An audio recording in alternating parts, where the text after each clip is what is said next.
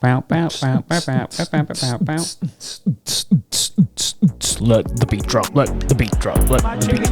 Can we do that again?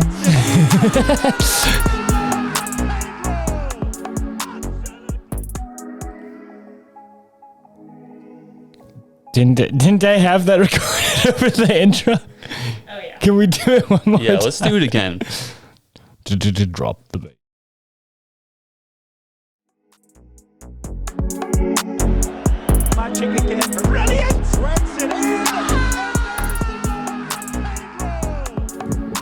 Hello and welcome to another wonderful episode of the Plastics Podcast. You're joined by me, Jacob Burke, and Blair Lacrosse. Hey, what's up? And to my left, producer Maddie Gaylor. They're not going to be able to hear me. She says hi. She says hi. We have a busy episode for you today. Manchester United do not offer much as they are hosting Manchester City in a, quote, boring loss. David Moyes flexes his muscles after a nail-biting victory over Liverpool, and an exciting match between RB Leipzig and Dortmund leaves us all to wonder just how good is Christopher Nkunku. Also, the managerial carousel begins. Dean Smith and Daniel Farke leave their respective clubs. Xavi begins his journey at the helm of FC Barcelona, and Conte has his work cut out for him at Spurs. All of this leaves us with much to think about at the start of another international break. Hey, Blair. Hey, Jacob. You think N'Golo Kante is going to be able to manage a team and play on another team all in the same season? I think so. I think if he can manage to both take what I assume to be Conte's toupee and put it on his own head, he'll fool everyone into being both a player for Chelsea and a manager for Spurs. If that's a toupee, either Conte hates himself or his toupee guy hates him. His hair, his hair is so thin, and it leads me to believe it might be a toupee. It's like angel hair. Yeah. You know, it's very, very thin. Maybe he is an angel. He could be. Yeah, sent from the soccer heaven. I imagine that to his players, he seems like a demon because I've heard his training sessions can be very, very intense. You might almost say he's a fallen angel. Yeah, it's like Conte's Inferno. Yeah.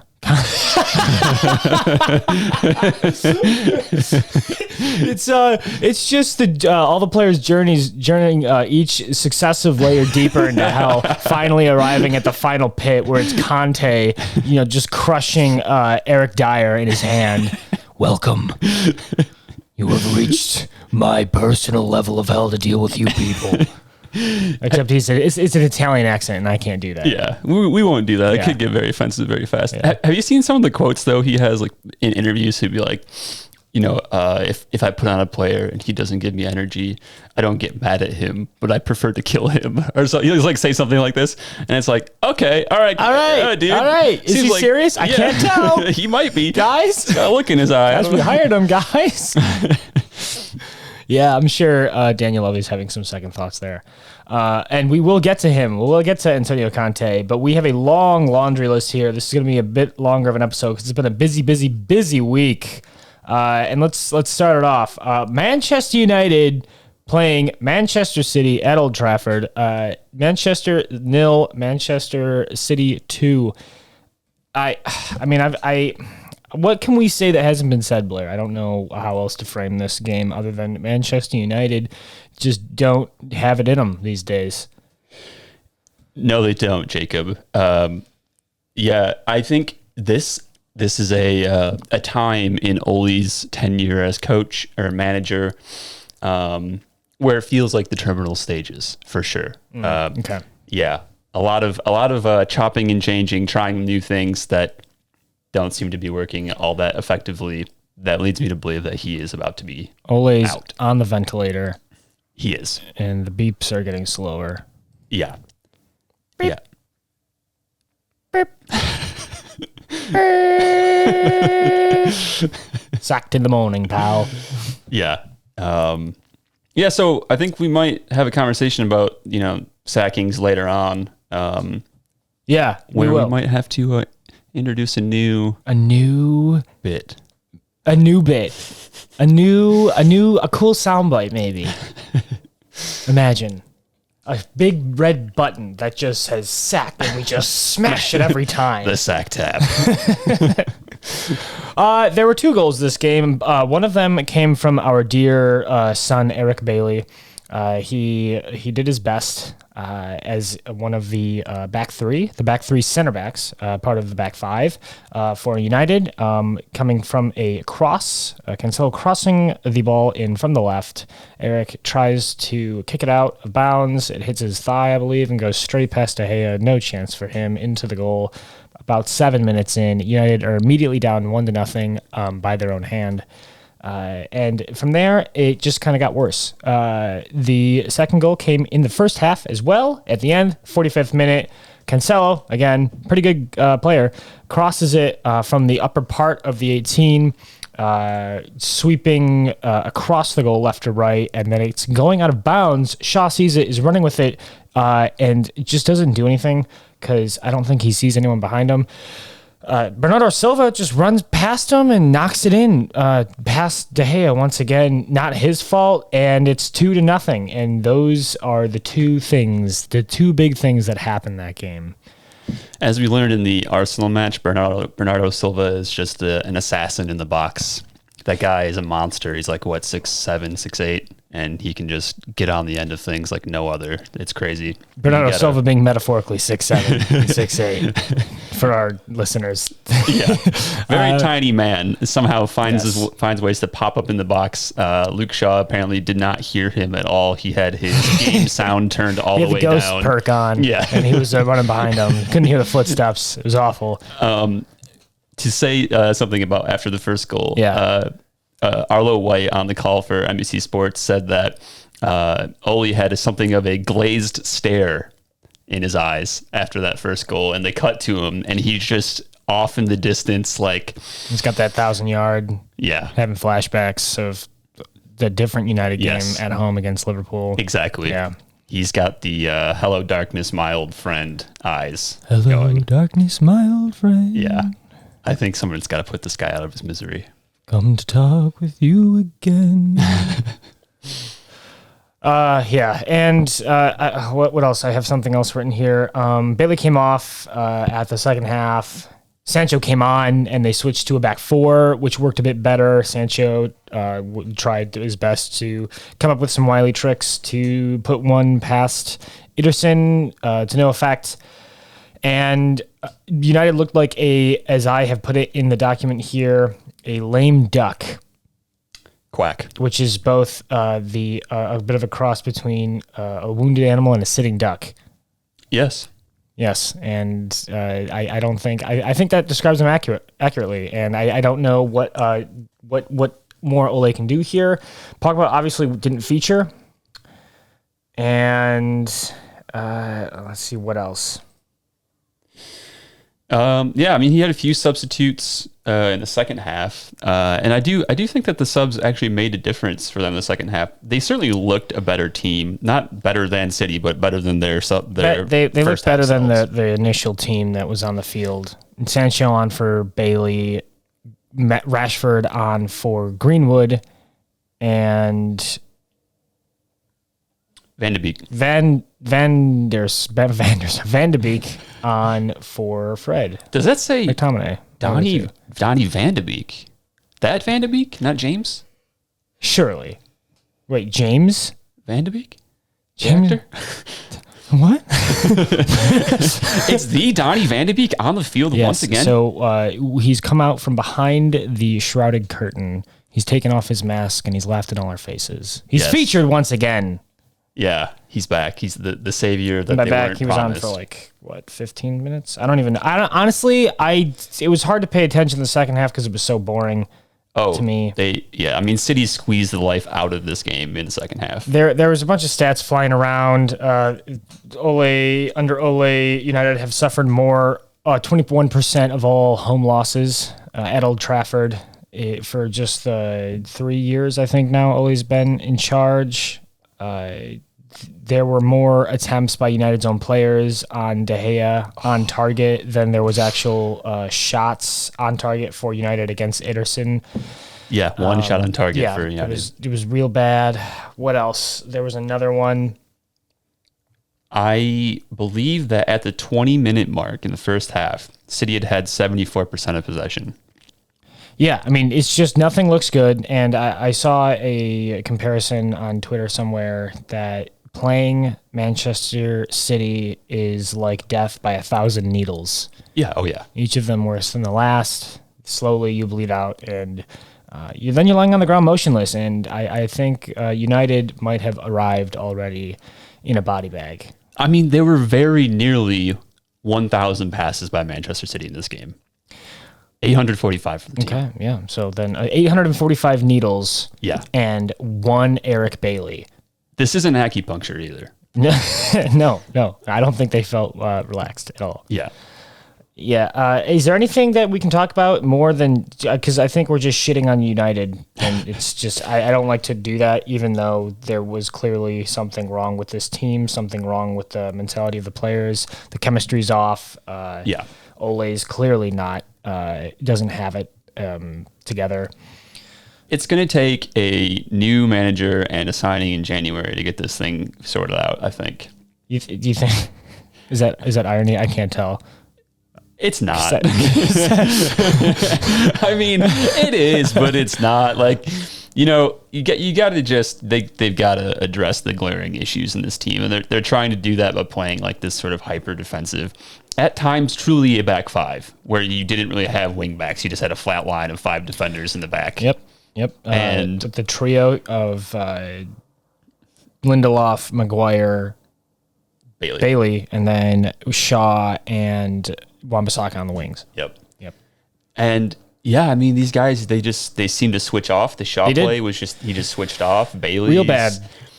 I mean, kicking it in his own net. And Maguire, when does it become a run of bad form and just, he's now a bad player? When does where is that line? Because I don't know if Maguire's crossed it yet or where he's on the brink. There's at some point, because he's really flirting with it now. Yeah, he's flirting with it. He's sending it texts. He's saying, "Hey, are you up?" You up? Question mark? Maybe a little like grapefruit emoji. I don't know. Yeah, grapefruit. Maybe. Is it great? No, shoot. It's eggplant. It's kind of got the two kind of combination of two eggplant and grapefruit. So it's just purple. Grapes are purple. That's Yeah. what I was going for. But yeah, I don't know. I feel like there's this kind of weird thing with Maguire where like his price tag makes you think that he's like it gives him like also like both leeway in an aspect, like this guy has been worth 80 million pounds at some point in his career, but also it puts him under intense criticism because they paid 80 million pounds for this guy, and he's not playing at that value. Yeah, you're absolutely right. It's he's got the most expensive center back signing for United pressure, and he now has to compete with Rafael Varane when he's on the field, when he's healthy. Yeah, Varane hasn't been playing much. Maguire's the most expensive center back signing in the Premier League. I wasn't sure if he was more expensive than Van Dijk. I'm pretty sure he was. I can double check that, but okay.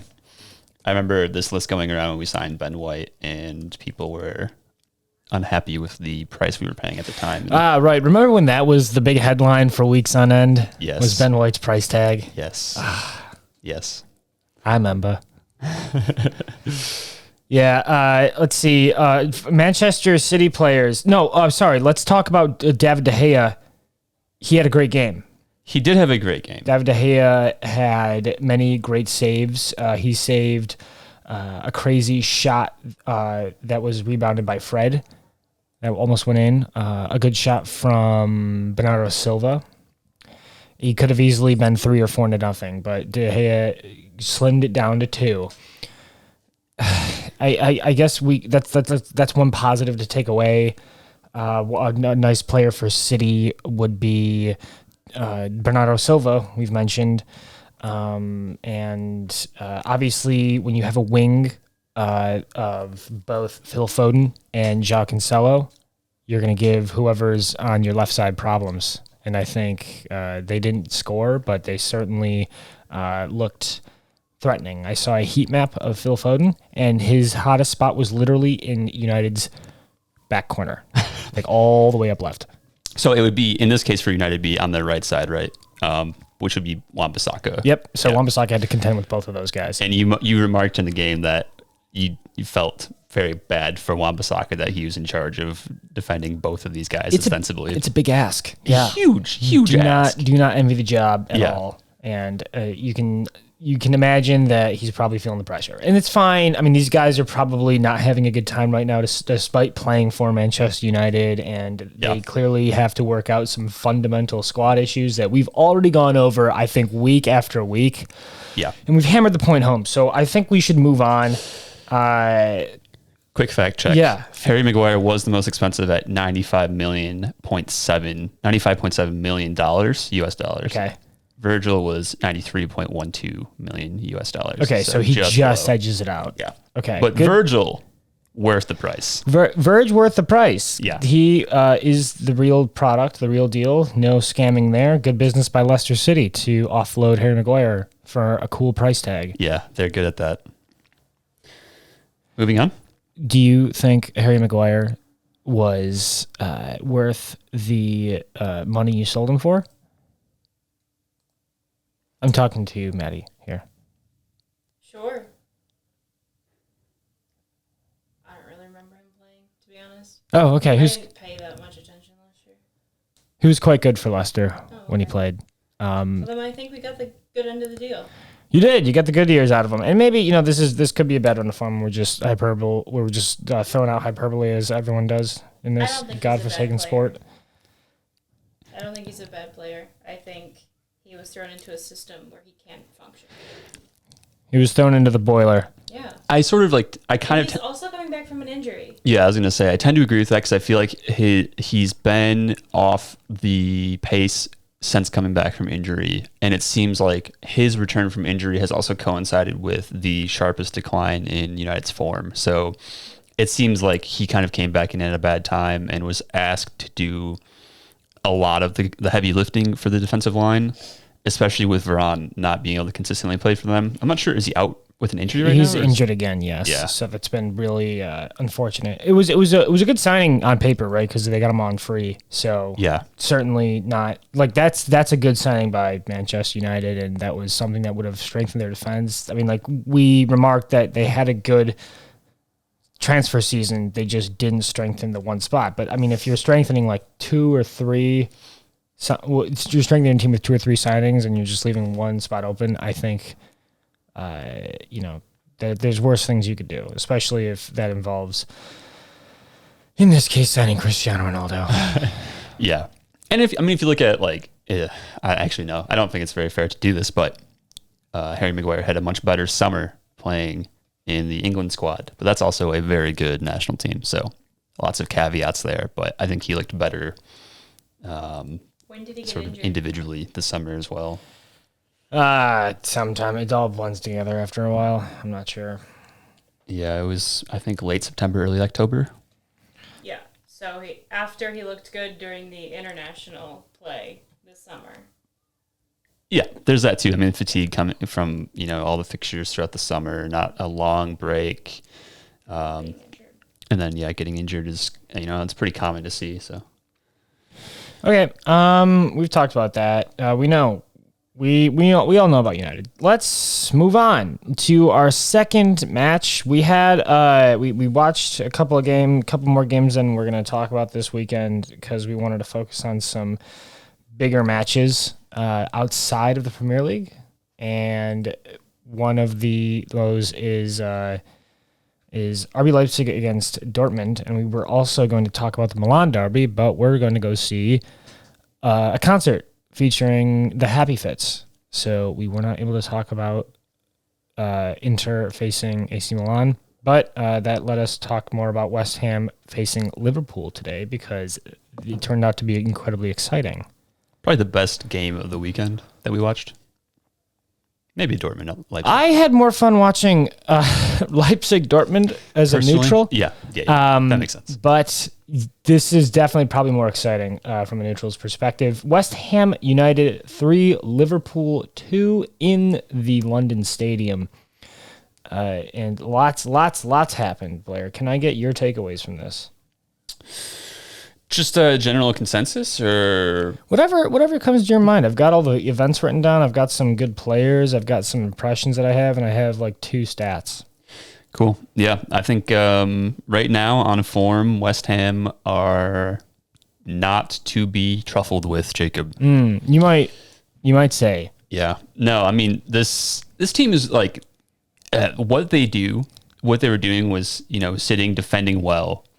And they conceded 2 goals, but it's against Liverpool, so you're going to probably concede a couple of goals. But they defended well, and they spring so quickly. A spring trap. Yeah, exactly. If you're into the whole engineering thing, you would say that West Ham's spring has a high K factor. All right, K standing for Kurt Zuma. Yeah, but I mean, they can score multiple ways. They hit you on the break. They can score off of corners and other set plays. I mean, and Moyes just seems to be getting a lot out of guys who maybe weren't very highly rated by the rest of the league. I mean, Jared Bowen and Jared Bowen had a great game. Pablo Fornals, these guys look good, and I don't know if anybody's queuing up to buy them off of West Ham. I don't think so, but Moyes just has them playing really, really good soccer right now. So yeah, it's really impressive watching them. Don't know how long it'll continue with fixture pile up and Europa League and all that stuff, but right now you don't want to be playing them, especially at London Stadium. You're right. And thank you for acknowledging West Ham's quality, because now I can bring up the 2 things that happened that were in West Ham's favor, perhaps favorably, perhaps unfavorably, depending on what side of the fence you lie in. The first one was in the 5th minute, the very beginning of the match, corner taken, and it slices in. Ogbonna is in front of Alisson. He jumps up to get a head on it, and he has both his arms up, and he's getting in the way of Alisson. And because of that, Alisson is unable to punch the ball away, and it goes off of Alisson into the goal for an own goal. And the ruling stood as an own goal and not as a foul against Alisson. What are your thoughts on that event? I was going to say bullshit, but I won't. I've already said it. It's a good question. I think if I was a Liverpool fan, I would feel aggrieved. But as a neutral, I think it's kind of 50-50. Right. And so I don't know.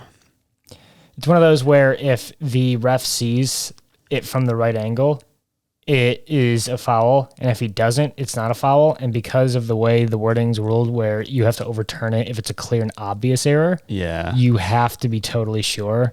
And it was really in the favor of where the ref happened to be, where he stood. So he thought it was a goal, and that's fine. So this is coming from a Liverpool lens. And he just wasn't able to see Ogbonna, in my mind, clearly interfering with Alisson's ability to punch the ball away. Mm-hmm. What the official ruling is on how aggressive you can be with keepers in the box, though, during a corner, I do not know. See, yeah, this is the thing. And I'm not trying to exercise demons here on this podcast, Jacob, but we saw against Brentford in the very first game, Bernd Leno got an arm bar, and that wasn't called. I have no idea. What can you do to a keeper these days? I have no idea. You're right. You're right about that one. Yeah. I didn't want to bring it up, but I'm glad you did. Yeah, so it's I don't know, man. If you can do that, you can do just about anything, I guess. But yeah, it's kind of weird because Ogbonna's arms are high, but I almost feel like his momentum's kind of carrying him backward into Alisson's chest a bit, and so he's sort of interfering with his sort of silo of room that he's trying to operate in to punch the ball away. So I don't know. I mean, it's sort of it's a tough call. I'm not sure, but I've got a vision because you said you don't know what you can get away with. Yeah. Right. So I've got a vision. It's Ogbonna going in for the header. Oh my God! It's Ogbonna with a steel chair. Holy cow! He's beat down Alisson. It's a goal.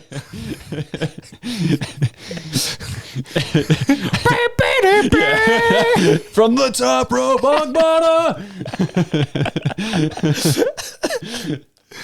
Yeah, so I don't know. It's bizarre to me that it's called an Alisson own goal, though. It is. Yeah, I don't know. I didn't. He doesn't make contact with the ball, does he? I honestly, I was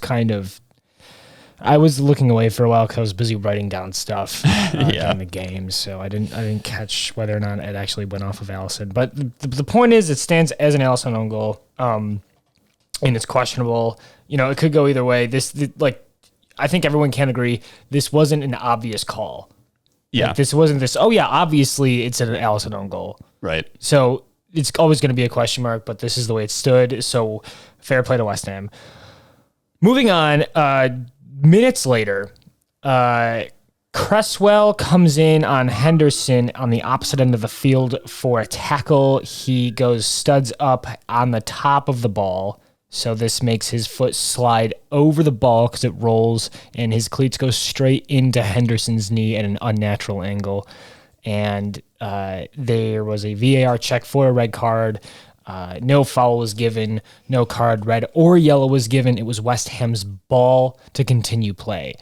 I will acknowledge that the Alisson call was tough. I will not acknowledge that this Cresswell foul was fair. This should have been a card at the least. Yeah. A yellow card. I could understand it not being red and it being like a free kick for Liverpool, but there was nothing. It was West Ham's ball. Yeah. Yeah, very strange. We saw a similar play in the Everton-Tottenham game where Mason Holgate was sent off for basically like a studs up challenge where I believe he kicks the ball first, but then he keeps going and puts a cleat into Son's thigh. I can't quite recall who it was. And brings him down straight red, sends him out of the game at the 92nd minute. So yeah, I think that's probably at the very least a yellow, and it's pretty orange. Yeah, as far as the card goes. So yeah, kind of a perplexing call where they didn't card him and also gave West Ham the ball back. It was like a free, this is now West Ham's ball. Yeah. Congratulations, you've killed a man. Yeah, sorry, Jordan. Yeah. I think at that point it stopped because there was 24 minutes of play beginning from the match. There was no shot, and at that point I was the enthusiasm I had for watching the game was taken out, like whatever I had left after the own goal, and it became more of a okay, well, let's see if we can somehow dig ourselves out of this one. And it really, I think, was a demonstration as to how one call can really change the mood of a game. Yeah, I don't think. I think there's going to be because there's always going to be a lot of question marks around both of these things because they were one after the other like that. Yeah, and you'd think to me, I would feel better as a West Ham fan to have won that without either of those. Yeah, sure. Yeah, I think. For me, if this was Arsenal winning this way, I would be like, yeah, we would need this to happen to win. We would need calls to go our way to win. But yeah, I mean, you'd rather, I guess, win it convincingly. Yeah, it is what it is. Once again, okay. Let's talk about that Trent free kick. That's fun. That's much more exciting. Yeah, I mean, that's a world-class free kick. I don't know if there's maybe 3 people in the world that could make something like that happen. Yeah, one of them being Dimitri Payet. Dimitri Payet, former West Ham player Dimitri Payet. Yeah. Alexander Arnold and Messi. Yeah, Messi was really the only one I could particularly think of myself. Yeah. The little lion Leo. Well, I mean, okay. Here's some Trent Alexander-Arnold. Good. Yeah. Grace Robertson tweeted, I believe it was Grace, might need to double check this, but I'm 99% sure. She said that she thinks that it's pretty obvious that Trent is Liverpool's second best player. Do you agree? Second best player. I mean, obviously outside of Lord Origi being exactly. No, so like Salah being number 1. I think you can make a case for Trent. I think the tier, like if you're going like a tier 2 player, like the second best, it gets foggy there because you could say like Virgil van Dijk is like the clear back line for our defense, but you could also say Fabinho is one of the best defensive midfielders in the world at this point in time. you could argue that Mane provides just as much creativity going forward as Salah, or even who is it? Who's the other guy? Yoda? Yes, thank you. But I would say Trent is like clearly in that conversation. So in my mind, it's either him or Verge. Verge was the only one that I would say. I think Trent and personally, I think Trent and Verge are in that tier too. Yeah. And like Mane is, I think he fluctuates between being in there and kind of not, maybe. But yeah.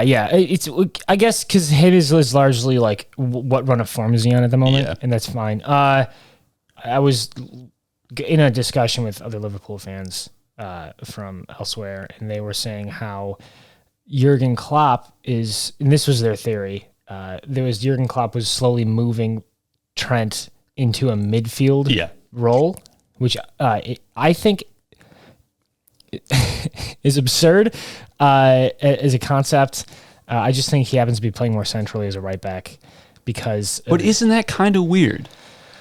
No, it's like no, it's unique but you can also see that with, and I'm gonna mention him again, João Cancelo, because he kind of just does this thing where he drifts in if he wants to because he sees an opportunity and he takes it. And Trent kind of also drifts in because they both have like left or right feet respectively that can lay a ball out perfectly for a player on the run.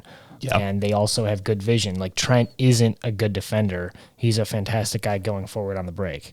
Yeah, for sure. Yeah. It's all about using the system to limit his flaws as a defender and to accentuate his world-class talent as a creative attacker. Yeah, and like the more time he has on the ball instead of trying to defend the ball, the better he looks. Which I don't know if this is I don't know if this originated as something that Jurgen Klopp directed Trent to do, or something that Trent did. Jurgen saw and he was like, yes, you should do more of that because I can see that this is opening up more opportunities for us on the other side of the field. Okay. And the conversation from the football intelligentsia that I saw on Twitter was that Klopp seems to have molded a system that does that former, where he saw that Trent has the skill and says, yes, we need to incorporate this into our attack. I see. So you watch a lot more Liverpool than I do, so I don't know if you'd agree with that, but I think we've remarked on the podcast a few times before this in this season that at times Trent is like the primary creative force in the team from the right back position. And really only, I would say, lately with Salah's form being so high, in the game today, he had like 4 different instances where he was like dribbling around 3 defenders in the box in West Ham's box. So he's still just on ridiculous form right now. The guy's like levitating. But, aside from that happening this season, like I'd say Trent is the most creative player that Liverpool have had by far this season. Yeah. No, I agree. Yeah. I agree. And I think the numbers support that. It's just another great season from both of them. And I think everyone's probably sick of talking about it, to be honest, because it's been like this for a solid 5 seasons now. So let's talk about West Ham one last time before we move on. I had something. So you mentioned David Moyes being the manager that unlocked West Ham's power. And I will say this one time, West Ham are massive club, and they are now 3rd place, highest. They've been best start to the Premier League they've ever had, and they are looking like they are not slowing down. I do wonder if we have overestimated Manchester United and underestimated West Ham United as a top 4 finisher. Definitely yes in the former. Okay. In the case of the former. I think we saw Ronaldo in like the first few weeks and we're like, oh my God, this is not going to be fair. Yeah. And then teams discovered like, wait a second, they still have a glaring hole in their team. West Ham are on a hot streak right now. really hard to predict with these sorts of things if they're sustainable or not. So we have the international break. The Yep. 20th, they come back, they play Wolves. I think it's at Molyneux. So I think they can beat them. Sure. Then that Thursday, they play Rapid Vienna away in the Europa League, and then 3 days later they play Man City at the Etihad. So if they can beat Wolves and draw City, enormous. Yes. I mean, if they can, yeah. I think they can. I don't think you could scoff at that. No, I think that's like a possibility. Absolutely. And like, but the difference is if they win against Wolves, they will have because they have this break now, which I think it works against them personally, because now they have all this momentum as after a win against Liverpool, and now they have to take a break. Everyone relaxes for a week, and then they come back, starting point 0, and then now they have to regain it with a win against Wolves. If they can do that, I don't care about this Europa League game. If they can do that, then I think Moyes can motivate them enough for a tie against City. And if it's a win, that's massive. Yeah, 100%. I mean, they're sitting third in the table right now. Yeah, it's absolutely well deserved. They've played some of the biggest and best teams in the league, and that's their position. I don't think you can look at West Ham right now and say, yeah, this is a flash in the pan. no, not at all. I wouldn't be surprised if at some point in the season that does happen, that they do have a downturn in form. We saw Agbana go off with an injury today. That's true. They do have Europa League fixtures, international breaks. They do have players that go away for that. So, I mean, you just never know what can happen. But, I mean, this is a really, really well-constructed team that's playing together, and they're confident in themselves for sure. So this is going to be the big, like this next month, because it's like I'm seeing now Wolves, then Man City, then Brighton at home, and then Chelsea at home. That's actually, those are 4 difficult fixtures. Yeah. All 4. So if they can, let's see, that's 12 points on the table. If they can take 7 or 8 with like 2 ties and like 2 wins. Yeah. That would be, I mean, I would be super happy with that. When was their last loss? They lost to Brentford. They lost to the Bees in October 3rd. Wild card Brentford. All right. Yep. Good game. Questionable calls. Obviously, that's always going to be a thing. Last thing I'd like to leave off there is Origi had a great goal. He hasn't done that in a while in the Premier League, so hopefully that starts something for him. And That's it. West Ham third. Ain't gunning for the Champions League spot. Gunning for maybe an upset win in the Premier League. You didn't hear it from me, but yeah, take it all the way. Okay.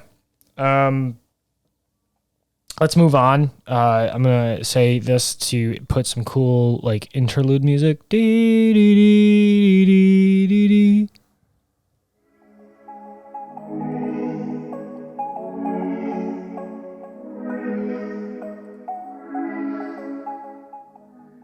We're moving away from the Premier League. We're going to the Bundesliga. We're going all the way to Leipzig. RB Leipzig v Borussia Dortmund 2-1. I would like some impressions from producer Maddie on this. I would just like a brief synopsis of what was going through your head in this game. She doesn't have anything prepared. This is all off the cuff.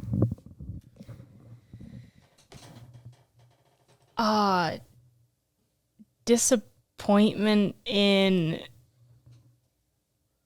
and they just looked weak. I don't know. RB Leipzig looked really strong. They were connecting passes really well. Who looked weak? Dortmund looked like they were missing the only person that they really count on, which is sad for them because you need to be able to play without your best player. But without Haaland, they kind of look lost out there. I would agree. Yeah, Haaland seems to be having some like hip flexor muscle issues, and some of the reading I've been doing. I'm now a trained medical doctor. I'm licensed in New York State. That's crazy. But I've been reading. Retirement's treating you really well. Yeah, I just taught myself how to do surgery by doing it on myself. Yeah, I'm a dentist. You'll notice I've taken out all of my teeth. But yeah, these hip injuries are kind of viewed as red flags in young players, because they can kind of persist and turn into nasty things. Because like I guess hip injuries can turn into hamstring problems later on. So yeah, I don't know. That seems kind of worrisome for the big lad. Haaland's a big guy, and I had said this earlier, like 2 years ago, when he was first burst onto the scene, and everyone's like, "Oh, Haaland or Mbappe, which one would you want?" And I thought Mbappe's going to stay healthier for longer. Yeah, he's got a smaller frame to take care of. Yeah, and Haaland is this big truck that moves at light speed, and I think he can get injured way easier. And so he's got to be careful. And I think Dortmund have good physios, though. Yeah, he's obviously demonstrated very, very, very top talent. And I think that with these kinds of guys, they get a team around them of trainers and doctors and physical therapists. And, these people keep them in tip-top shape. Haaland's a big guy, but there are other sports that feature big men that also require very physical playing styles, football, basketball, these things. And so, I mean, like he could just kind of grow out of it because he's still young, and young players get injured. But yeah, kind of worrisome for them. And yeah, they definitely seem to have a Erling Haaland sized hole in their attack right now. So how's the game? Oh, Milan Derby's on. Milan Derby. I was listening to something where it was like, how far can an American go with the sayings? Can they say mate? Can they say some of these things? And they said the line is when you start pronouncing Derby as Darby. I say Derby. Yeah, fuck them. I don't say mate. I'm like, it's a great pass. A mate? Yeah. No, I'll say Derby. I'll say... Is it a good game? Inter's shooting. They're checking out a penalty. Okay. Someone said that the Milan penalty was actually given because Inter's kit isn't proper black and blue stripes. Do you agree, Maddie? That's Miguel Delaney on Twitter. It could really go either way. It could go either way, she says. Yeah. Okay. I mean, 2 Inter players just ganged up on a Milan player, and the Milan player took them both out in the box. Other sayings like on the night you don't hear, or like pitch maybe pitch. We would say field here probably. Yeah. Nil. I always say nil. Yeah. I say nil in American sports now. I know. Yeah. It just kind of, the vernacular kind of bleeds in. It does, yeah. And then you're like, oh, I'm committed now. You know you're really too deep when you start throwing U's into words that don't belong there at all, like colors or favorite or something like that. Yeah. Like, nah, get that shit out of here. I actively stopped at when I started saying football. And so I'm like, this has to be soccer. We made a conscious effort to stop saying football. We made a decision during the podcast where it's like, okay, do we say football or do we say soccer? We can't say both. We have to say one. Yeah. We said soccer because we are in the U.S. Yes. This is Brooklyn, baby. That's right. And we now have to a healthy blend of, I guess, soccer sayings and keeping it American. Yeah, it was called soccer in the UK until like 1970. It's their fault. Yes. So, yeah. Shut up. Yeah. Shut up, man. Shut up about this. Look what you made me do. All right. We'll talk about like. I'm thinking this is distracting for everyone watching. Your faces while we're talking, that's distracting. So either don't make the faces or don't watch the game. All right. So, Manny made a good point, though. Haaland missing. We had Malin as a fill-in. Younger guy. No, I'm sorry, younger, because I think of Haaland as so old now. He's about the same age, and he didn't have a good night. He had 0 shots. As a striker, I can see if you're like a guy like Yusuf Poulsen, who is used as a target man to link up play, because he's not like a traditional out and out striker. But Malin isn't that. He's not a big physical guy that can do that. He's supposed to be this quick, tricky guy that can take a good shot, and he didn't have any. So I think that was like a failed plan on Dortmund's end to counter Leipzig, who play wonderfully. They do. RB Leipzig. They're so exciting to watch. I have 3 players, Nkunku, Szoboszlai, and Yusuf Poulsen, as like this attacking trio that just, when they link up together, it's amazing. Yeah. Jesse Marsh, man, who knew? Yeah. Dominic Szoboszlai, if I'm pronouncing that right, a Hungarian name, so just whatever, throw some letters at the wall. He's got, just magical passing. And the guy has had a couple of incredible like free kick goals in the Champions League. He's great on a penalty from the penalty spot. Really exciting player. Really, really exciting player. And to pair that guy up with Christopher Nkunku, how does France keep doing this? They can't keep getting away with this. They have so many good young attackers coming out of France. It's insane. They feed them cigarettes and coffee. Yeah, yeah, that's the elite. What does Tyson Fury say, that his training regimen is just smoking cigarettes and drinking beer? No, I think the city of Paris alone is just a factory for these guys. I don't know if Nkunku actually comes from Paris, but I know that like if you fielded a team of just Parisians, they'd be one of the best international teams in the world. Yeah. Oh yeah, absolutely. He is from. Oh, here we go. Yeah. Lagny-sur-Marne, France. Can we just like, where is that on the map? Can you relate it where, like, in relation? Lagny-sur-Marne. Is a commune in the eastern suburbs of Paris, France. All right, there you go. He's Parisian. Bada boom, bada bing. So yeah, obviously playing some street ball, I assume. 26 kilometers from the center of France. So yeah, okay, I live that far from France. Population center, geographical center, absolute center. Yeah. Who are we talking here? We're taking depth into account as well. Probably the center of mass. Okay. Yeah. I mean, like but more about Nkunku. He's fast, right?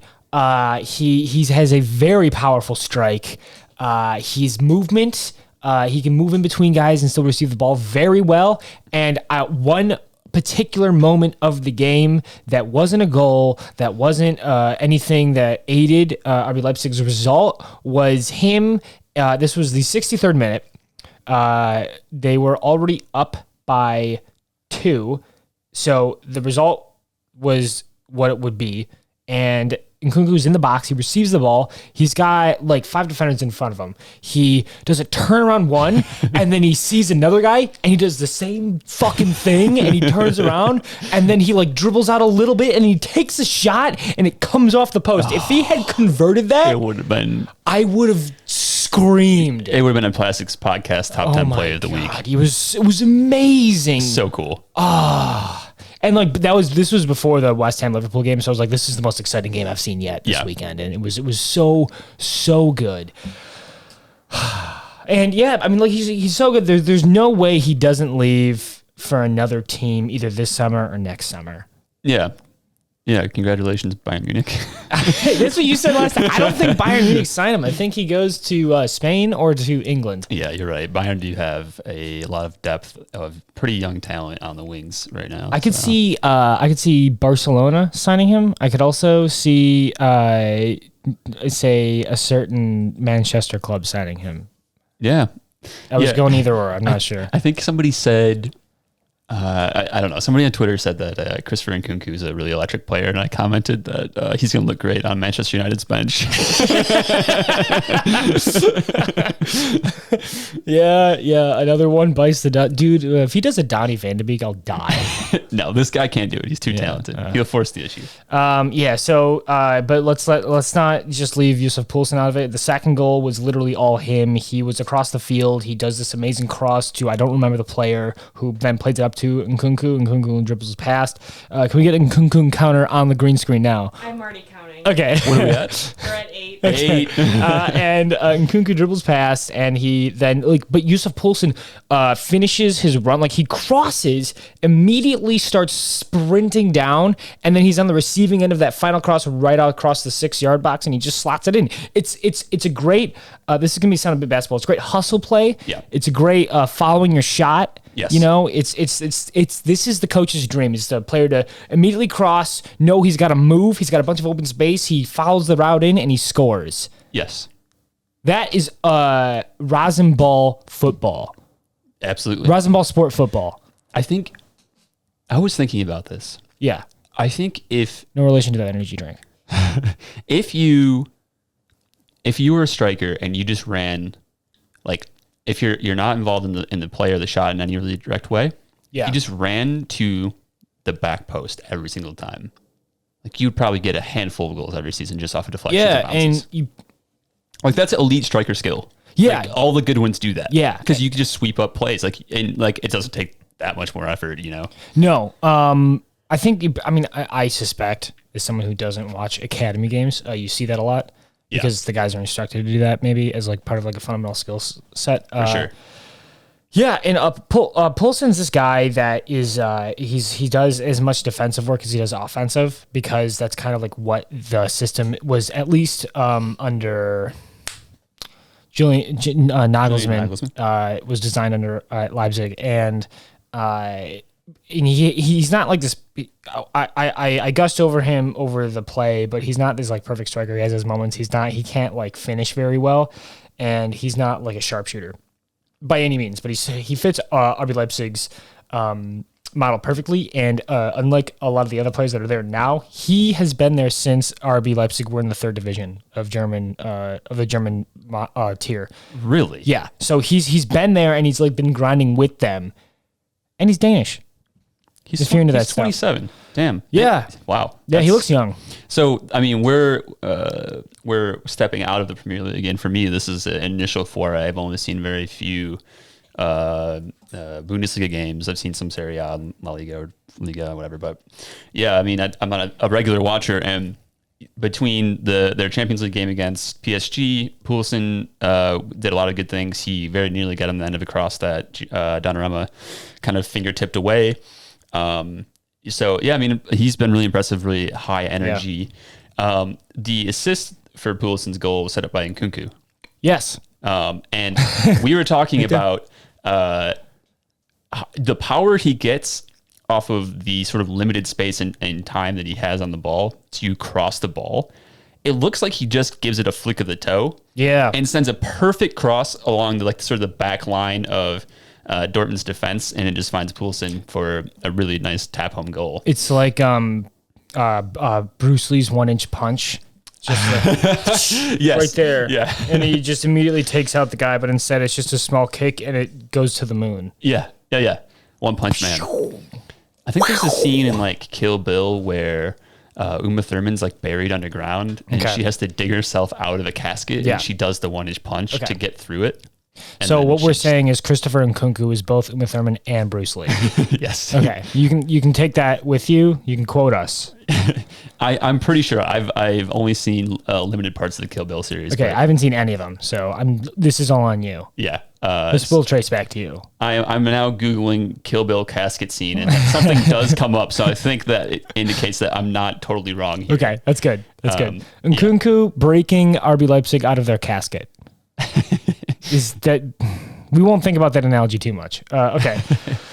This was their first win against Dortmund for RB Leipzig in 4 years. I heard the announcer say, pretty big. They were in 7th, I believe. And if we just take a second to Google the Bundesliga table, They are now in 5th. This was a huge win for Leipzig because they were far behind points-wise, as Jesse Marsch has had some growing pains as stepping into the role. And I'm sure, hopefully, for our American manager, that the team picks up steam. I want it to be made clear, we as a podcast support Jesse Marsch, the manager. We do not support RB Leipzig, the team. Okay? We are all on the same page with that. Everyone, we're on the same page with that because we want them to fail miserably, but we want Jesse Marsch to do good and manage the U.S. national team / Bayern / whatever. Jacob, you made a bit of a prediction while we were watching this game. Yeah, what's up? You said that it is only a matter of time until RB Leipzig catches up to Bayern Munich's dominance in the Bundesliga and is challenging for titles there. I think so. Yes. And this is partly because it's easier for the bad guys to win in these sorts of things. Okay. RB Leipzig are a corporation. They have a filter of other teams that they use to train their academy players to get first team minutes. They have a global brand like Bayern. They are able to filter teammates up and up and up the ladder and like filter through the good ones to shovel to RB Leipzig. And then they take those players, they sell them, they use that nice money, that cool Timo Werner money, that cool Christopher Nkunku money. It's coming. It's coming. Oh, Lord. And they use that to then reinvest into the team. It's very efficient. It's very well run. And unfortunately, this goes totally against German football's core values. And so, while Bayern has an absolute vice-like grip on the Bundesliga at the moment, they can't do it forever, just by the law of probability. Yeah, I kind of agree. Like, they have a system akin to what City do with, like, Troyes, their French team that they send a lot of their young prospects to with New York City FC. Yep. Jesse Marsch is the perfect model of that. He has managed each RB team successfully until he reaches the pinnacle. Yeah. Oh, yeah. Which is this. He's reached it, and now he can only go to coaching the U.S. men's national team. That's the only step up that can be higher. Watch out, Greg. In world soccer. I will offer a counter, Jacob. Yeah. Bayern Munich don't have to do that because they just wait for all the Bundesliga teams to develop talent that they can then take. That's true. Bayern do that. To one, lessen the talent pool around their rivals, and two, take advantage of the fact that most German players aspire to play for Bayern at some point. Yeah. And you certainly have a point. I'm not saying that RB Leipzig are destined to win the Bundesliga. I'm saying that it's more likely than people are giving them credit for. And I think people, while they do, Bayern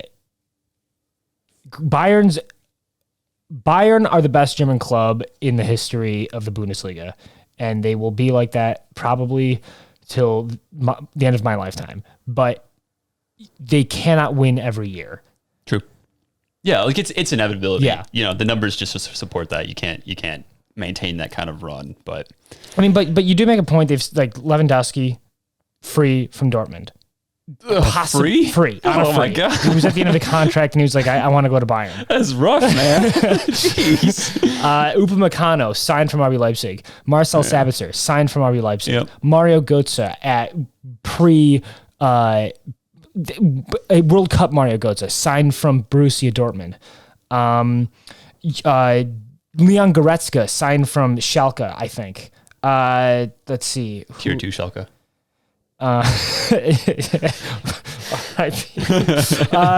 Let's see. There was another one.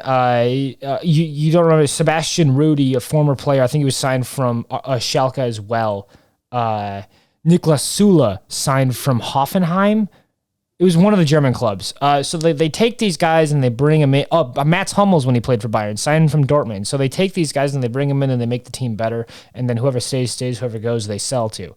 Bayern are a very good. I've said this so many times. They're the perfect. They're the perfect team model. They're ruthless in their signings. They do not waste time with expensive transfers because they know they can find talent for better value. Yes. And they're a global brand, which is, at the end of the day, what corporations want. The only difference between the German teams and the English teams is that these are technically fan-owned. Bayern is technically a fan-owned club, 51% of its shares. Yeah, and I think it's interesting because like I agree with sort of the ethos of the fan ownership model. I think there's been instances where it's shown to be sort of unsustainable in the cases of some of the Spanish giant teams, but Bayern have certainly been like the sort of poster boy, ideal model of what this can look like. Yeah, Posta Junga. Yeah. Sorry. Because they did have issues, financial issues in the past, right? There were some scandals, but Bayern are an incredibly wealthy team. Yep. And that is shown, compared to the next wealthiest teams in the league, they're significantly higher up the list. And I think Leipzig's talent development is something to be admired. But yeah, I mean, I kind of agree. It's like I am not going to like be like going to the store and seeing a Red Bull on the shelf and being like, yeah, let's go. You know, it's kind of strange feeling. So I support the financial institution of Wolfsburg. Yeah. Yeah. So yeah, kind of strange things going on there. Yeah. Who are we the baddies? Maybe they might ask, but yeah. Yeah, I think that they don't care, and like legally, right? RB Leipzig has no affiliation to the energy drink. That's like okay. That's like Newcastle not having an affiliation to the Saudi royal family. Royal family. Yeah, no. We are all on the same page, like we said. I tell you what, if Nkunku goes to Bayern, I will wear an Nkunku Bayern jersey. Yeah, I mean, it'll probably be worth something. I'm sure if you'd light it up there, that'd be amazing.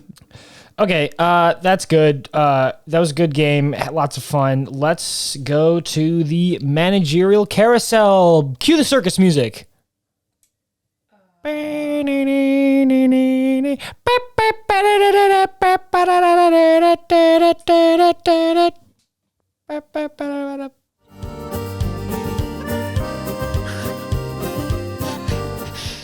Yeah, okay. Managerial changes everywhere and other topics is what I've written. Okay, so let's talk about Xavi first. We'll get to the Premier League ones after him. Xavi is now taking charge of FC Barcelona. The former midfielder is now at the helm, and he has the task of cleaning up the mess that is in the new camp. So, what does this mean? Well, he just a couple of points we want to bring out because obviously he didn't manage the 3-3 tie with Barca against Celta Vigo, where Barca gave up a 3-goal lead. Big yikes! Oh, a lot of work to do there, Xavi. Yep. And so that was just brought up to frame the mess that the team is in right now. One of the gripes that many of the fans and talking points of the critics that around Barcelona are their physio department. They can't seem to keep players healthy, i.e. Ousmane Dembele, i.e. Ansu Fati, i.e. What's another one? Maybe that might be a bit of an asterisk, but who's the French center back? World Dembele? Cup. Nope. Center Samuel Umtiti. MTT. Yeah. So Xavi's bringing in Carlos Nogueira, according to AS, and he will help revamp the entire physio department, hopefully. Ideally. We'll see what happens because a lot of this, I'm sure, has to be slow and steady and rooting up the old administration. So Xavi says will take a lot of time, and whether it's even possible is yet to be seen. Let's talk about briefly, Blair, his time with the Qatar team Al Sadd. Do you know anything about them? If not, I can talk about them. I have the notes here. I don't know a ton about Al Sadd. I believe they're a bigger side in their league in Qatar.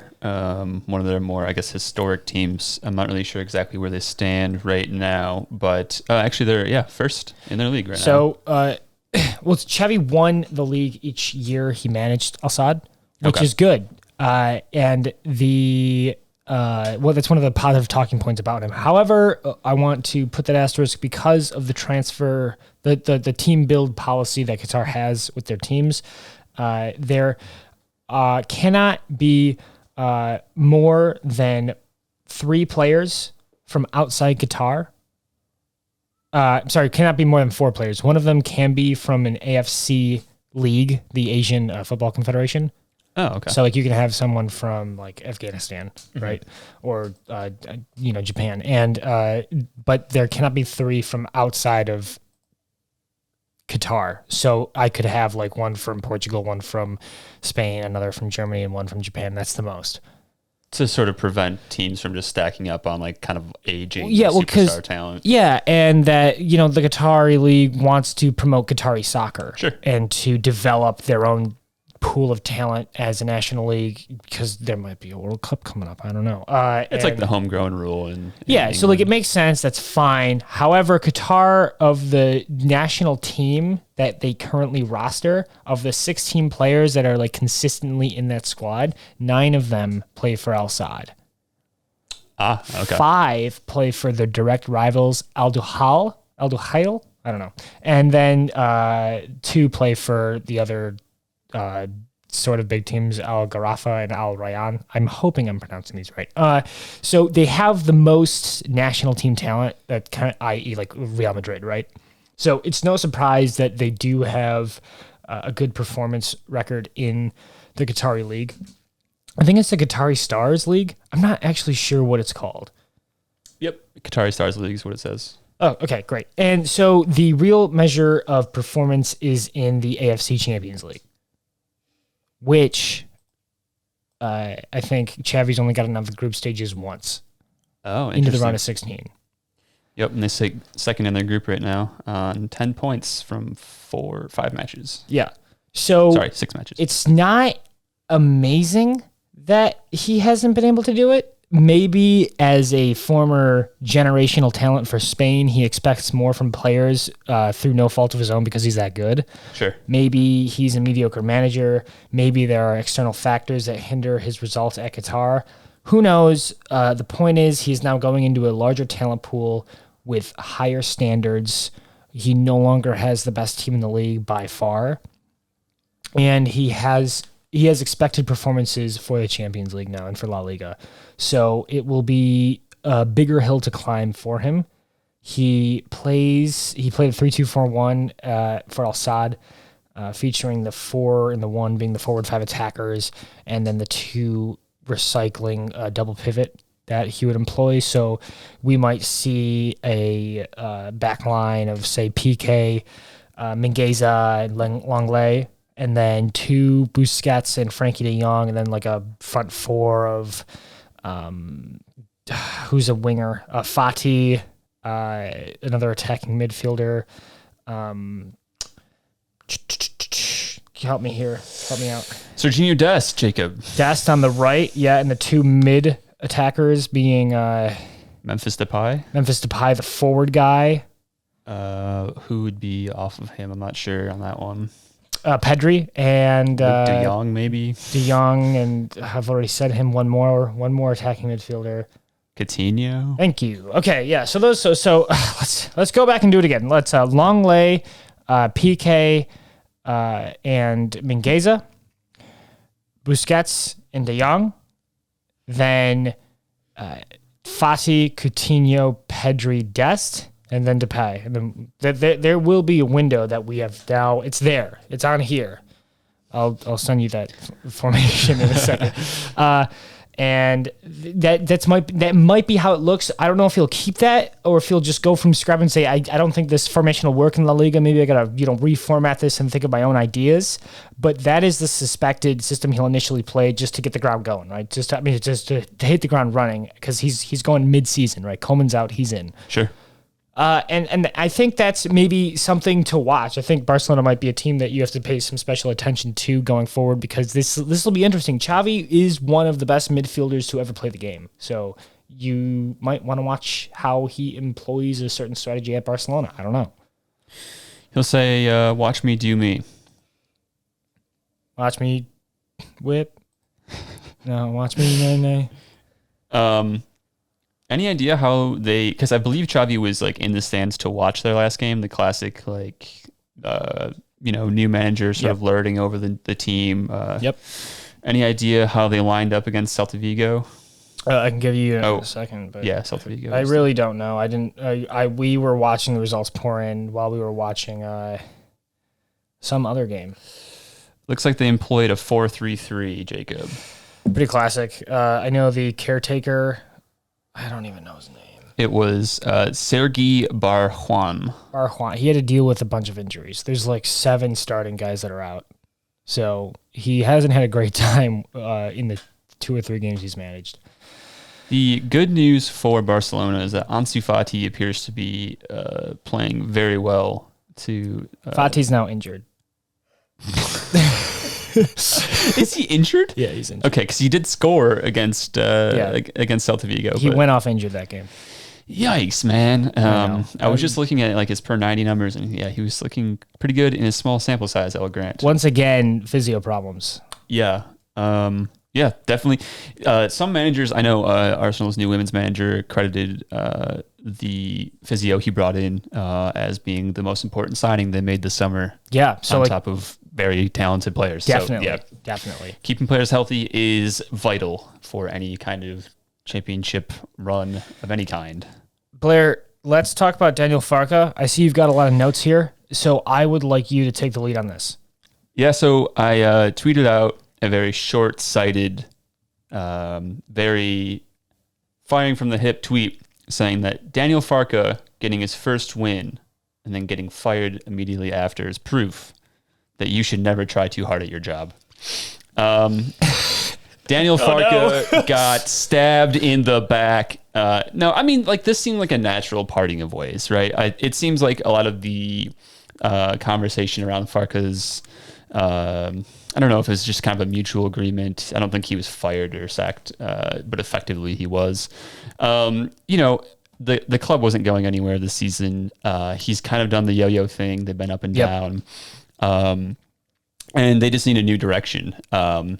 So, yeah, I mean, you can't really blame either party. Farke seemed to have kind of hit his ceiling with this team. And, what might be kind of a theme for the rest of the conversation is Farke's dealing with probably his best player getting sold this season to a team who also happened to sell their best player and then fire their manager. Can you be specific? Talking about Aston Villa and Jack Grealish, of course. Excellent. Yes. So, I mean, I think this is just a very difficult thing to overcome. Selling your best player and then trying to replace them with the, infusion of cash that you get isn't always very easy. And in fact, I think it's regularly seen to be very difficult to do. So who do you sell?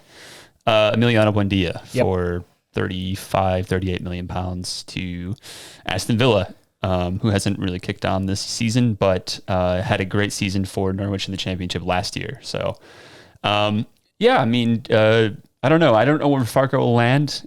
He's a German coach. He might go back to Germany. I'm not sure exactly what, but German coaches are all the rage now. Yeah, they really are. Yeah.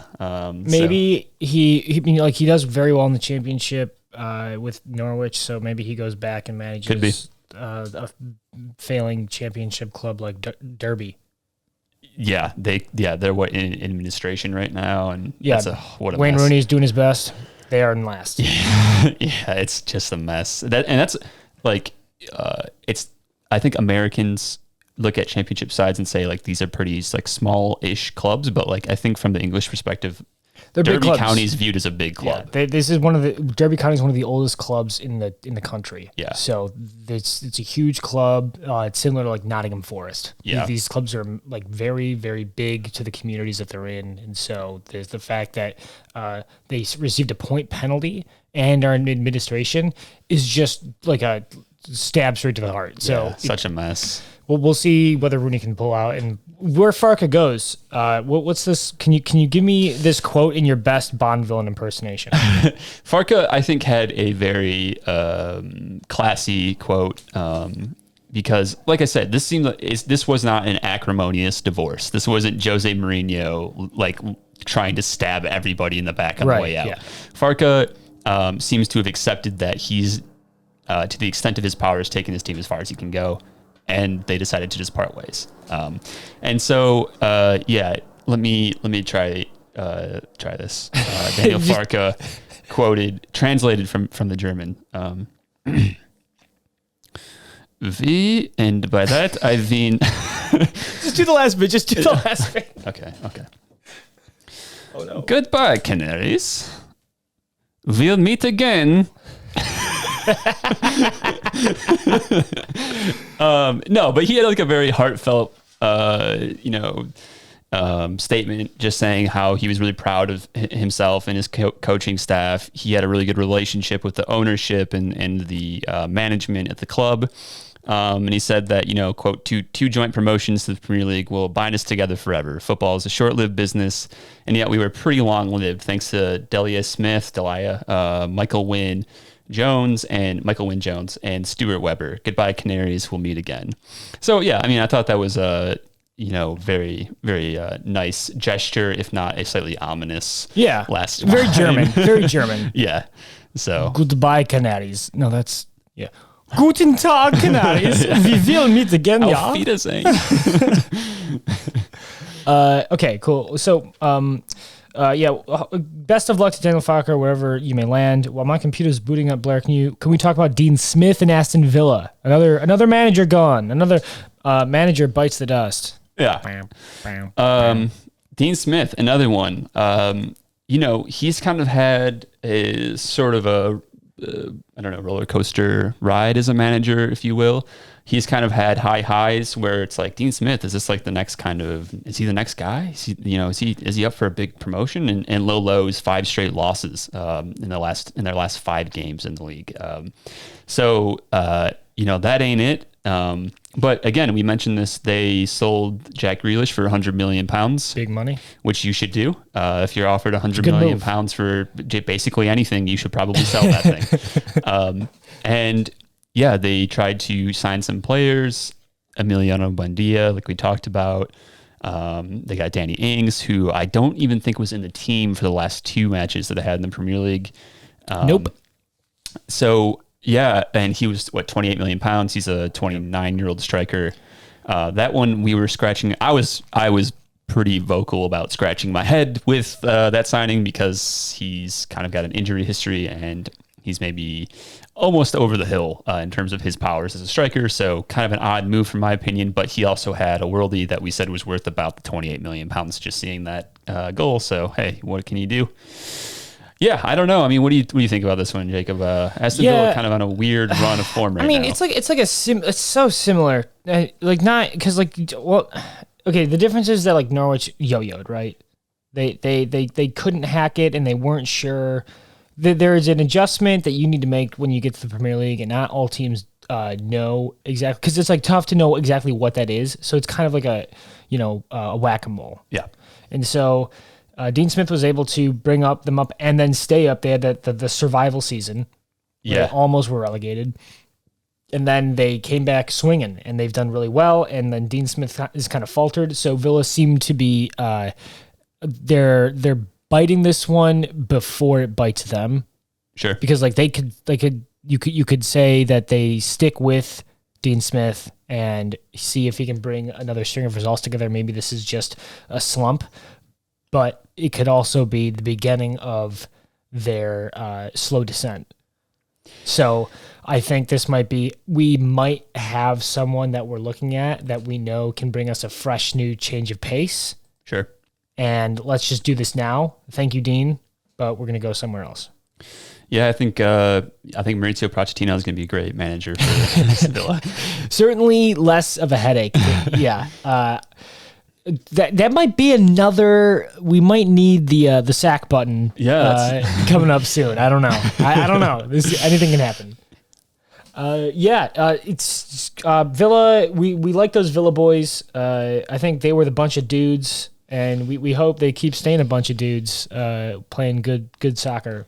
Yeah, they lost the juice, man. They got to find it back. They lost what was that thing from Space Jam? The secret stuff. MJ's secret stuff. Yeah. It's not steroids. Yeah, it's not steroids. That's all. That's all. It's not steroids. It's not steroids. All right. Well, I was going to talk about Conte, but I'm looking at the clock now, and we've been talking a while, so we're going to skip Conte. Sorry. I'm sure you're going to have enough of the spotlight in the future, so don't be too sad. He's crying. Yeah. So let's move on to the last topic of the podcast, and it's the international break. Cue the national anthem. Oh, say, can you see? You don't tell me anything before we start. It's okay. No, it was a joke. It was actually going to be America the Beautiful. That would have been a really nice gesture. Yeah, the USA are back in season, and now the international break is upon us, so more World Cup qualifying matches are in order, and we've got a couple more good ones for you. 2 this time, not the 3, and it's going to be a big one. It's the big one, you guys. It's USA v Mexico in the U.S. on November 12th, and then USA visits Jamaica the 16th. Oh, boy. I'm feeling good. I'm feeling fresh, baby. Ooh. Some predicted roster. Do I hear high-pitched ringing? You might have tinnitus then. Okay, anyway, the Athletic produced a roster prediction because I don't believe Greg has released his 27-man roster for these 2 games. So I looked at the predictions and I noticed some of the unique changes from the last 2 that we discussed. So here's some new names. Joe Scally. If you don't know him, he's a left back for Borussia Mönchengladbach in the Bundesliga. Does really well. He starts all their games. So he's going to be another guy to slot into the defense. And he's going to offer more variety in case, say, Dest is currently injured. So he's not going to be with us. And I know Reggie Cannon and Anthony Robinson are going to need some breaks. DeAndre Yedlin, so another roster, another guy to slot in, maybe be a starter. Who knows? He's never played for the U.S. men's national team, to many fans' pain. Consternation, vexation. Thank you. Puzzlement. Better words. Consternation. Blair, can you talk about Gianluca Busio? Dude, I was just going to say it. Gianluca Busio, he played a full 90 against Roma this weekend for Venezia, and they won 3-2. The 19-year-old, by all reports, did well. I didn't get to see the game, but yeah, it sounds like he's getting some regular playing time. I've seen some conversation around him, and they're saying that really it took him like a few games at most in Serie A to kind of get his sea legs. There's that phrase again, but that was actually something that was specifically used on Twitter. It's not just me that keeps saying that for some reason. Okay, I don't believe you. But okay. Yeah, I might have made that up. It's my alt account. I'm just trying to get sea legs out there. But yeah, no, it sounds like he, had a great performance. So certainly another option for us in the midfield. Also, not to jump the shark here. Yeah, jump the shark with my sea legs, but Weston McKennie, Jacob. Yeah, sticking to the Serie A. Yeah, after his rather pernicious. Yeah, unfortunate. That's another word. Yeah, I know words. Yeah, just a really unfortunate international break where he was kind of sent home early. He violated COVID protocols. Came back to Juve, was sort of struggling to get in the team. He's now back. Baby. He's back. He is on a run of good form, playing for his club. Yeah, he's getting starts at Juve. He's slotting in Champions League to Serie A fixtures. Yes, and what I add, like we said last episode, Juve are undefeated in the Champions League so far. Not because of Weston McKennie, but I'll say it's because of Weston McKennie. Yeah, I mean he's scoring goals. Yeah, and those are important for wins. I think if he stays consistent, if he doesn't get caught by the horny police again, he'll he'll be a perma starter maybe for Juve. That's very optimistic because Juve is such a talented squad. But that's the kind of thing that Weston McKennie is capable of as a box-to-box midfielder and the kind of aggression we need going against these Mexico teams. Yeah, Mexico's good. This game is always chippy. It's going to be lit. Yeah, it's going to be fun. There's going to be some crazy shit's gonna happen. Oh yeah. Yeah. Yeah. There's gonna be a tractor on the field. Yeah. Something, yes. I don't know why I said try. It was the only thing I could think of on the spot. It just happens, man. It's just the game's in Cincinnati. Yes, Cincinnati. We looked up tickets. They're like $600. We're not going to be there. We'd Yeah. love to vlog for you guys, but we're not going to be there. Come on. I get. I'm not going to Cincinnati for $600 and a plane ticket. You couldn't pay me $600 to go to Cincinnati. I'm just kidding. I'm not kidding. Maybe the most important of these bullet points here, Christian Pulisic is back. He's healthy, and he might be slotted in as a starting member of this squad. Cue up the Mozart. Do you got it? Dun, dun, dun, dun, dun, dun. No, I have no idea. Yeah, dude. We gotta wrap him in bubble wrap. The boys are back in town. The boys are back in town. It's the Holy Trinity. That's the headline. It's Pulisic, McKennie, Adams. Wait, is Reyna gonna be? Reyna's injured. Yeah, god dang. Yeah, I know. But Pulisic is back. Reyna's gone. Pulisic's back. It's okay. I want the capital T, capital L, capital G, capital L. The good lineup. The God lineup. Yeah, give me the good stuff, man. Yeah. It's really disappointing that we've been denied that from injuries and other Now, shenanigans. here's a question. Who takes the captain's armband, Pulisic or Adams? Pulisic. Okay, you think so? If Pulisic's starting, like he's gonna get it. Here's my thought. Pulisic is more of an icon of U.S. soccer. Adams is better captain material. Yes. Adams. What about Robinson?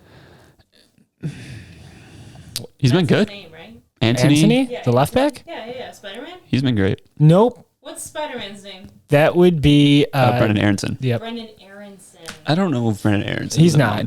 He's too young. Is it a hot take to say that Adams might be the better player right now? Well, no, he's not injured. Just on form, how he's played, like for the national team. I don't know. Well, here's the thing. I think he's Christian vital to the Pulisic midfield.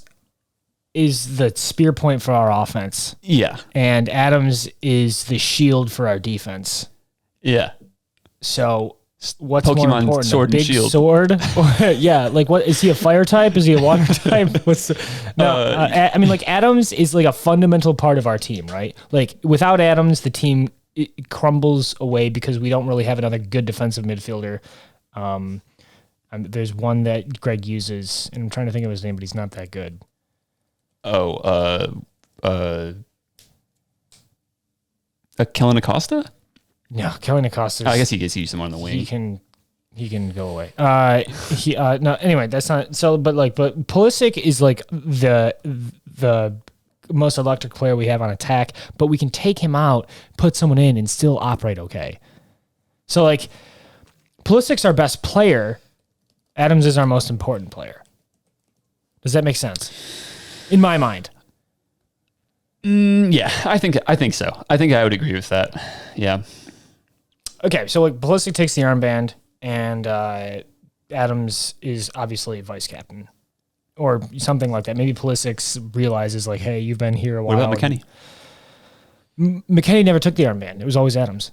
So really? Yeah. So like, I thought McKennie would have been a good shout. Mm-hmm. That's another one that vernacular. That's true. Yeah. That's true. But I thought McKennie might have taken the armband, but since he was locked in jail, horny jail, I don't think he gets the armband anymore. So, yeah. I think that makes sense, too. Another roster change. Last point on this, Daryl Dike, maybe a slot. He's kind of disappeared off the media hype radar since coming back to Orlando. I hope he gets a move somewhere because obviously he did good for Barnsley. Barnsley are now like crashing down the the championship table. So FC Hindenburg. Sorry, that's insensitive. Ricardo Pepi will be brought back. That'll be cool. No Josh Sargent or Geisy Zardes is what the people are saying. We'll see what it remains to be actually had. Zardes being out, I don't think anyone's going to shed too many tears. No, I certainly. But Greg loves his MLS guys. Which is fine. He does. I guess. Yeah. I don't think Zardes is at the level we want. I think he does some good things, but I don't think he does the things we need him to do well enough, and that's finishing. I agree. No, you're right. Josh Sargent is injured. Yeah, I don't know. He's just kind of been unfortunate. I really wanted him to be better at Norwich. I wanted it to go better.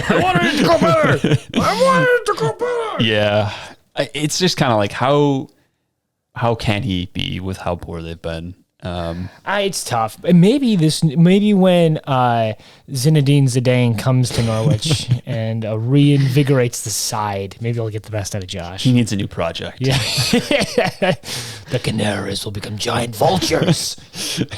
He's French. I don't know how to do it French.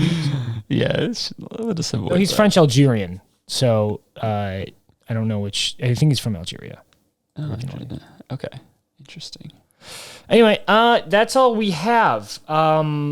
I would just like to close with my show of support for NYCFC as they are currently playing on MLS Decision Day. Best of luck against Philadelphia. I know we've clinched a playoff spot, but if we can get those 3 points and get a little bit higher on the table, that'd be great.